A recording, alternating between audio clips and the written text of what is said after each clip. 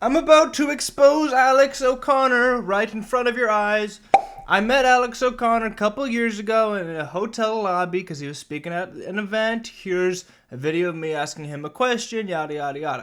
He made this argument in a Jubilee video that's been bothering me ever since the video was released. Here's the claim he makes. Play the clip. Every single other death of the apostles relies solely on church tradition. There is no historical evidence that they were martyred, and certainly not that they were martyred for their belief that Jesus was resurrected. Until I did a quick ChatGPT search and found that is completely false. I won't be using ChatGPT as a source for the video, but ChatGPT helped me find the sources. So I'm going to take a giant steaming disgusting crap, not on Alex O'Connor, because I like Alex and I think we could be friends, but I will do such on this idea. Because there are 4 unarguable historic facts around the life of Jesus that any person has to come to grips with. Fact number 1, Jesus existed. What are my sources for such a thing? Well, first of all, the New Testament.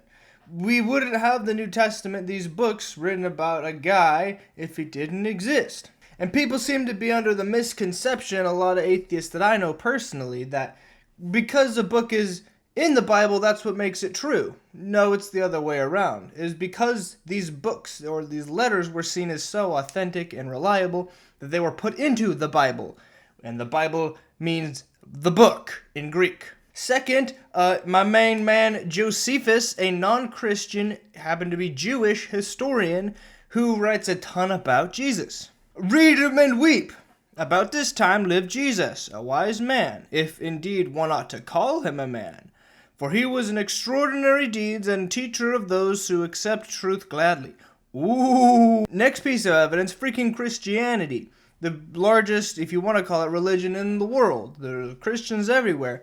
Something that changes the entire world and that the majority of people follow doesn't happen based on nothing happening.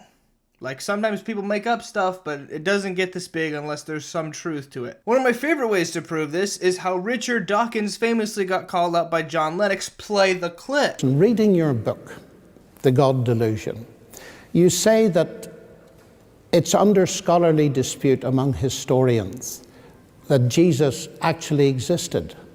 Now, I checked with the ancient historians. That is not so. And it disturbed me. History is not natural science.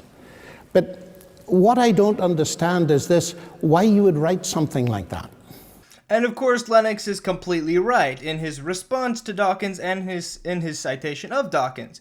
Check out this passage from Richard Dawkins' The God Delusion. It is even possible to mount a serious, though not widely supported, historical case that Jesus never lived at all, as has been done by, among others, Professor G.A. Wells of the University of London in a number of books. Although Jesus probably did exist, reputable scholars, sometimes yada yada yada. And then watch this clip of Dawkins famously saying, oh yeah, you're right, that was kind of crap, I'm kind of full of it, and he takes it back. I alluded to the possibility that some historians think Jesus never existed. I take that back. Jesus existed. Well, how nice of you, Mr. Rich. Again, I want to crap not on your Dawkinhood, but on your idea. I love you, Richard, but not your idea. It is stupid. Fact number 2! Jesus died. This one's fun. The Gospels, again, we can use as evidence even though they're in the Bible, because they're not in the Bible. The fact that they're in the Bible isn't what makes them reliable. They are reliable, and that's why they were put into the Bible later on. Also, my main man, Josephus, again, read him and weep. When he was indicted by the principal men among us, and Pilate condemned him to be crucified. Look at that. It's evidence outside the Bible corroborating our biblical account. And then check out this clip from one of the top biblical scholars who happens to not be a Christian, my main man Bart, on what he thinks the scholarly evidence suggests about Jesus. Play the clip. He eventually made a trip to Jerusalem the last week of his life and got in trouble with the authorities, who had him arrested and then crucified under Pontius Pilate. So I think you can say that much, probably. And in case you thought he might have changed his mind since that clip came out, here's a clip of him confessing essentially the same thing in a debate with a Muslim. And many Muslims feel that your conclusions, your historical conclusions of who Jesus Christ is more commensurate with the Muslim idea than it is with the Christian one. I really do think Jesus was crucified and that he really was dead and buried. He thought that he was a son of God. That is, after all, why they crucified him. All right, so Jesus lived and Jesus died. Claim number 3. The apostles claimed to see Jesus alive just after he died. How do we know this? The Gospels again, for the same reasons I mentioned earlier. And I wonder if we have any evidence of the apostles claiming that they saw him after he died outside of the Bible. Oh wait, my main man Josephus comes in clutch again. For he appeared to them on the 3rd day restored to life, as the prophets of the deity had foretold these and countless other marvels about him. And the tribe of Christians, so named after him, has not disappeared to this day. Thanks, Josephus! Claim number 4. The apostles died for their belief that they had seen Jesus risen from the dead. This is where the whole historical argument anchors on. Because people die for things that they believe all the time. But what's the difference between these apostles and people who die for other things? Well, people like the yahoos who flew the daggone planes into the towers on 9/11 died for something that they heard previously. It was passed down to them, their Islamic religion. Christians today, if they are martyred, they're dying for something that they heard, that they inherited. The disciples are dying, allegedly, for something that they saw. So they saw Jesus himself and his resurrection. At least that's their claim. And people die for things they believe all the time. But people do not die for things they do not believe. And then when we go to ascribe a motive to the apostles, why would they die? Unlike a lot of other false prophets that we see, there's plenty of motive, but in a bad direction. I'm looking at you, Muhammad, with all of your problems. I've made a whole video about your problems. I'm not going to get into them here. Aisha. So, did the apostles actually die? Alex O'Connor seems to think, in this clip, that it's only tradition that says that they died for their belief. Roll the clip again. What I'm looking for is evidence of the apostles' martyrdom for their claim that Jesus had risen from the dead. Only 2 disciples' deaths are recorded in the Gospels. That's Judas, who hangs himself, or there's another contradiction. He either hangs himself in Matthew, or in the book of Acts, he's described as falling over in a field with his headlong and his guts spilling out. Right? It seems to be a difference. So Judas, also James, the brother of John, who's beheaded by Herod. We're not told precisely why. Every single other death of the apostles relies solely on church tradition. There is no historical evidence that they were martyred, and certainly not that they were martyred for their belief that Jesus was resurrected. Aha! Well, you said they solely came for tradition, but then also in the same sentence admitted that James was in the Bible, so that's not from tradition. And you say that we can't be certain of why they killed him, but really, why else would they kill him, and why else would it be included in the Bible? With great confidence, we can infer that he was martyred. So there's one. And then this is the favorite part. Oh, there's no historical evidence whatsoever. We're relying solely on tradition.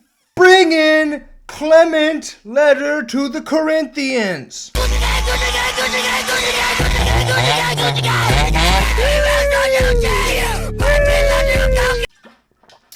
Written in 95 or 96 AD.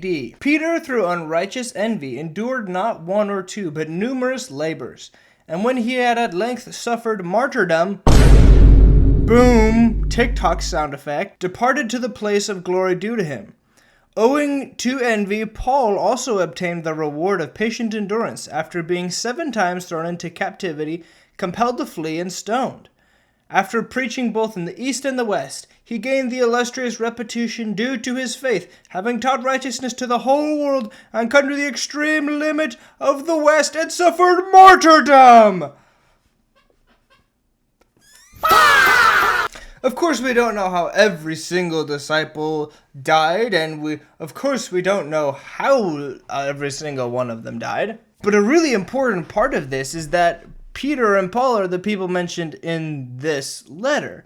Arguably, outside of Jesus, the 2 most important New Testament figures that there are. And I thought maybe you thought I didn't have any more evidence, but my main man Josephus comes in clutch again. When therefore Ananias was of this disposition, he thought he had now a proper opportunity.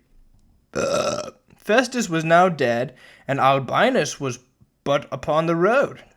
So he assembled the Sanhedrin of judges, and brought before them the brother of Jesus, who was called Christ, whose name was James, and some others.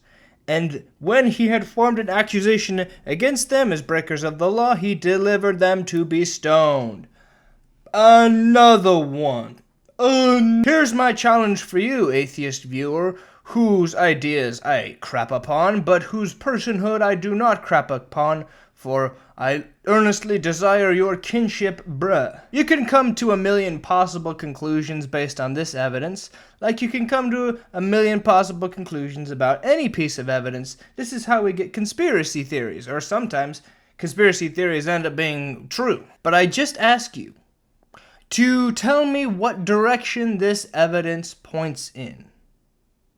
I know this evidence isn't conclusive because there's no such thing as conclusive evidence in this world. We live in a world where nothing is certain. I'm just asking you, drop a comment. Given these details, where did this evidence point? Which direction does this evidence point in? As far as I'm concerned, this evidence points in the direction that Jesus lived, died, and was resurrected, and is, for that reason, as far as I'm concerned, as David Wood says, if I'm going to listen to anyone in history, I'm listening to that guy. If there's anyone in this world who has God the Father's stamp of approval, it's that guy. The modern atheist movement has been trying and failing to infer that Christianity is the side of irrationality, stupidity, belief without evidence, and the atheists are rational, guided by reason, and intelligent, always going where the evidence leads. And if that is the case, my atheist friends, where does this evidence lead? If you are so guided by evidence, riddle me that, Batman. Where does this evidence lead?